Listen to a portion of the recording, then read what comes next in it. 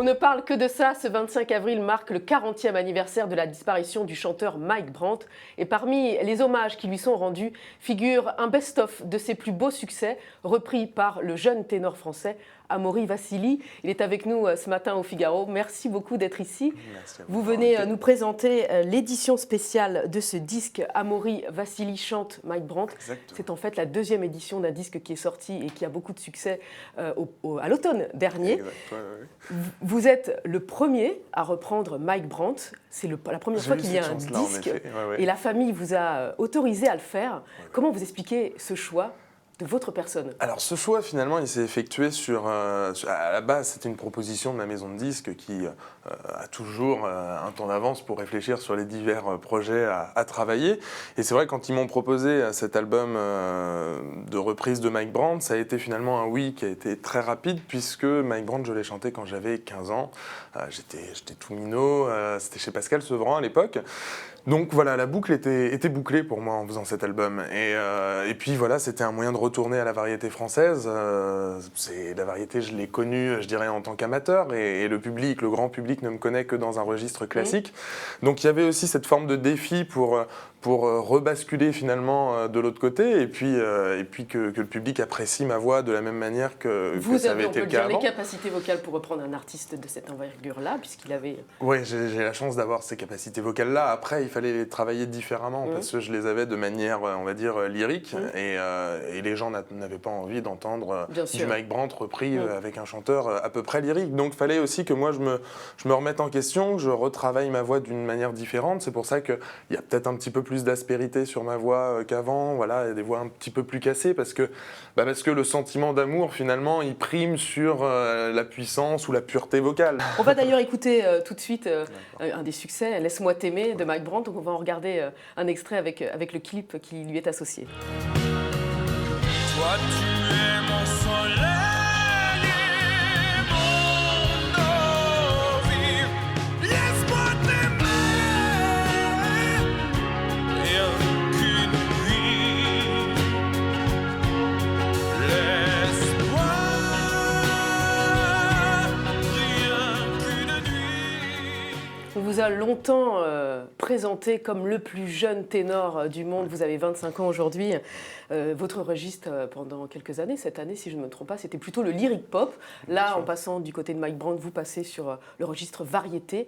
Vous étiez lassé un peu de ce lyrique pop qu'on vous associait sans arrêt, dans lequel vous étiez? Je suis pas lassé, non, pas du tout, parce que j'y reviendrai sûrement, je l'ai déjà annoncé, parce que ça me plaît aussi, tout me plaît dans la musique, donc je reste très ouvert, et c'est vrai que j'ai commencé par la variété, donc étant interprète, je travaille tout juste sur des compositions, à écrire, à composer et tout, donc c'est trop frais pour le moment, donc il fallait aussi que je fasse un album de transition. Et c'est vrai que Mike Brandt, c'était la plus belle opportunité qui soit, puisque ça se reliait avec mon passé.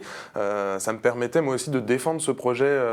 Voilà, ça me donne de la légitimité tout simplement. Mais vous dégagez un peu de cette image que vous vous êtes à la fois construite en même temps, qui vous colle aujourd'hui encore à la peau, physiquement et dans vos interprétations. C'est quelque chose dont vous voulez il y avait un peu le côté ténor d'opéra qui faisait un peu romantique avant. Bon, là, on est plus, on a basculé plus sur le côté romantique. Progressivement ? Non, moi j'ai pas envie, je le quitte sur cet album et je le retrouverai plus tard. Bien évidemment que là j'ai envie d'un peu plus de liberté au niveau de l'interprétation. C'est vrai que là c'est ce que m'offre l'album de Mike Brandt, c'est de pouvoir rentrer à fond dans les textes et de pouvoir interpréter des sentiments et d'essayer de les faire passer tout simplement. Alors que sur le côté classique, en effet, on était sur cette forme de pureté vocale qui elle allait amener le frisson et l'émotion.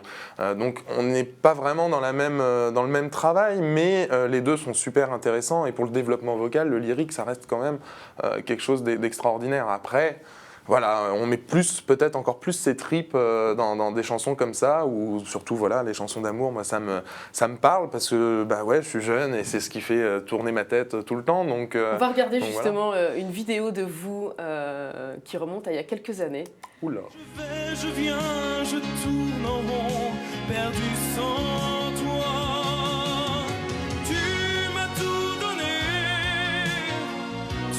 Tout repris et je n'ai plus rien que le mal de toi.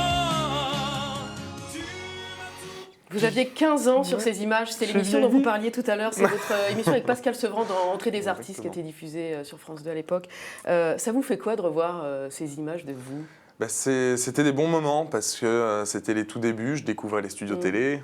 Vous chantiez à l'époque déjà du Mike Brandt, alors c'est quand même surprenant, singulier de voir un jeune garçon de 15 ans et aujourd'hui 25 ans s'intéresser à un artiste comme Mike Brandt et Jacques Brel mais aussi. Bon, vous savez, chez Pascal Sevran, on ne chantait pas du Jay-Z. Hein, oui, mais c'était quand même un artiste qui vous plaisait à l'époque. Bien sûr, vocalement. Vous aviez souvent cité Jacques Brel. C'est pas habituel pour des jeunes gens de s'intéresser à ça. Ça vous vient d'où ces centres d'intérêt un peu inhabituels sur des artistes comme ça? Je sais pas, je pense que j'étais déjà très ouvert à tous les types de textes et je me rappelle qu'on m'a souvent dit en concours de chant à propos d'une chanson de Michel Sardou qui s'appelait Putain de temps et qui raconte un peu les histoires de personnes âgées, voilà, et on me dit mais c'est pas de ton âge, pourquoi tu chantes ça? Et je sais pas pourquoi je chantais ça, mais parce que la chanson me plaisait, il y a quelque chose qui me parlait. C'est vrai qu'à l'époque je devais pas avoir je vais être honnête, j'avais sûrement pas la totale compréhension de toutes les phrases et les choses dites dans ces textes, mais c'était des chansons qui me touchaient, et au même titre que la chanson des Vieux Amants, qui sera, je crois, ma chanson préférée pour toute ma vie, parce que c'est une chanson qui fait frissonner et qui, je sais pas, qui fait remonter des tas de choses, des choses que je n'ai peut-être pas vécues. Voilà, c'est peut-être une vie antérieure, allons jusque-là, mais en tout cas, c'est vrai que ça provoque des émotions chez moi. Vous dites que vous avez quand même des goûts éclectiques pour la musique. On peut dire que vous vous intéressez à toute autre chose, effectivement, que les artistes qu'on vient de citer. Quand on regarde les meilleures ventes de disques du moment, on y voit Raphaël, on y voit Louane, Christine and the Queens, évidemment, Francis Cabrel, qui vient d'entrer dans les meilleures ventes. Ce sont des artistes que vous avez plaisir à écouter, qui vous intéressent? Raphaël a fait des chansons magnifiques. Je me rappelle notamment de Dans 150 ans, qui me fait aussi vibrer comme chanson. Voilà, donc ça ne m'étonne pas qu'il soit tout en haut. Louane, je la connais très très bien, donc c'est une amie et je suis très content pour elle de tout ce qui lui arrive parce que c'est juste magique à 18 ans de pouvoir vivre ça, surtout après tout ce qu'elle a vécu. Donc voilà. Et puis après, je dirais que les ventes d'albums de nos jours, pour ma part, moi j'y fais très attention parce que voilà, je suis un interprète, donc je vis aussi grâce à ça.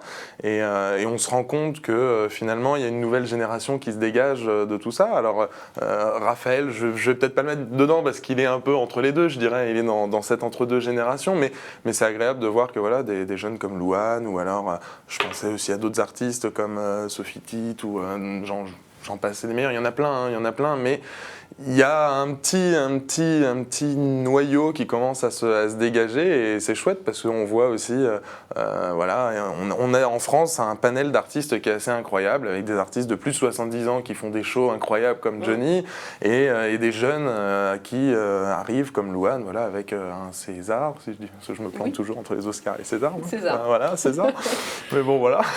Je vous ai pas précisé qu'en tête des meilleures ventes de disques, c'est Booba, le rappeur, qui est en tête des meilleures ventes. Ça vous surprend qu'un artiste comme Booba ou qu'un rappeur soit en tête des meilleures ventes de disques? Non, ça ne me surprend pas qu'un rappeur soit en tête et j'étais très favorable, par exemple, à ce que Section d'Assaut y soit, ou encore Maître Gims, même Black M, tout ça. Voilà, ça j'apprécie. C'est une musique qui vous touche qui m'a touché.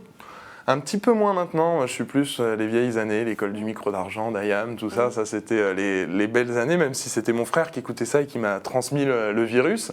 Après Booba, voilà, c'est pas mon truc du tout, quoi.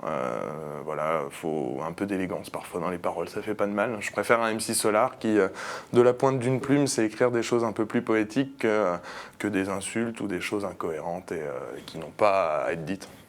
En préparant cette émission, je me suis aperçu que Mike Brandt n'avait certes pas été repris comme vous l'avez fait sur cet album. En revanche, il a été samplé. Il y a des rappeurs, en particulier américains, qui ont samplé Eminem. Mike Brandt. Oui. C'est Eminem et Dr. Dre qui l'avaient samplé. Une collaboration un peu... Ah ça j'adorerais, à contre-emploi avec un rappeur, j'en même parlais si c'est pas une musique qui vous plaît. J'en parlais, si une musique qui me plaît, si bien sûr. Après c'est sûr que dans la nouvelle génération, il y en a certains qui sont un petit peu plus déplaisants, c'est ça le problème. Mais vous pourriez envisager un duo ou une collaboration? Je connais très bien Passy, il en était question de travailler ensemble, etc. Donc ça serait possible. Et puis au contraire, ouvrir les portes de tout ça, c'est génial. Calogero l'avait fait justement avec Passy, avec Face à la mer, ça avait été un énorme carton. Je me rappelle de Cynic et James Blunt qui avaient fait un titre. Alors, je ne sais plus si ça avait très bien marché, mais moi j'avais apprécié le titre. Donc ça se mélange très bien. Encore faut-il savoir faire les bons mélanges. Voilà. Vous disiez tout à l'heure que vous étiez dans l'écriture, vous souhaitiez peut-être produire à l'avenir un disque qui sera plus axé sur vos qualités d'auteur-compositeur. Vous envisagez quoi comme type de musique? J'ai envie de rester sur la variété française. C'est vrai que là, le public, je dirais, m'a aussi apprécié dans ce registre de Mike Brandt parce que je pense que ça me colle aussi à la peau, la chanson romantique comme ça. Donc c'est un peu, j'ai pas envie de me prendre la tête. Je me prétends pas être un bon auteur, je prétends pas être un bon compositeur, mais je pense savoir que les gens ont besoin de chansons assez simples et de choses qui leur parlent directement de manière franche, sans détour.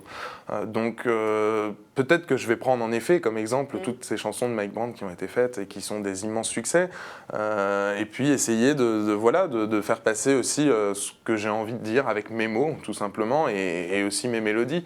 Mais c'est vraiment ce qui me fait le plus flipper, je dois le dire quand même, parce que faut du temps, et on sait très bien que dans l'industrie musicale, il y a des périodes et faudrait accélérer au moment où c'est pas le moment, et donc voilà. Donc j'essaie moi de faire les choses les unes après les autres. Là pour le moment j'ai une grande tournée aussi à défendre avec cet album Mike Brandt, et ça va être un gros challenge aussi parce que ça va être des grosses salles pour moi, donc beaucoup d'émotions, et ça va être, je pense, une belle communion aussi avec le public de Mike Brandt qui sera aussi présent, et j'espère nombreux. Donc certainement. Voilà. Merci Amaury Vassili d'être venu au Figaro nous parler donc de Amaury Vassili chante Mike Brandt, l'édition spéciale qui vient de sortir, et on précise qu'elle contient donc Qui sera en duo avec Mike Brandt, et cet inédit qui est le dernier titre composé par le chanteur et qui s'appelle Où que tu sois. Il y a d'autres bonus aussi à découvrir. Toujours, voilà, des titres acoustiques, exactement. etc. Et vous êtes en tournée donc à l'automne prochain à partir de novembre avec une date importante qui est le Zénith, le 22 novembre 2015. Merci. Exactement. Merci à vous.